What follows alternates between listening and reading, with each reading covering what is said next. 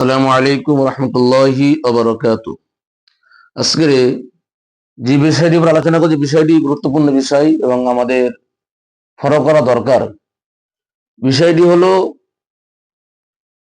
আমাদের বাড়িতে মায়েদের বোনীদের যে হায়েজ হয় অর্থাৎ মাসিক যেটা হয়, আমরা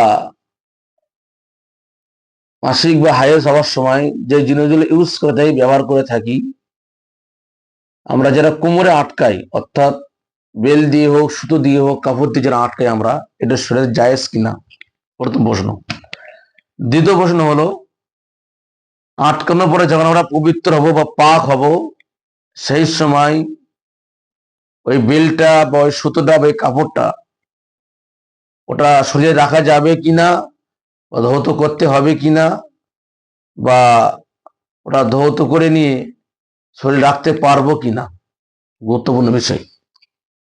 প্রথম বিষয় হলো যে সুতো বা বেল বা কাপড় ওটা কোমরে বাঁধার জন্য ওরা ব্যবহার করা যায় শরিয়াতে, কোনো অসুবিধা নেই।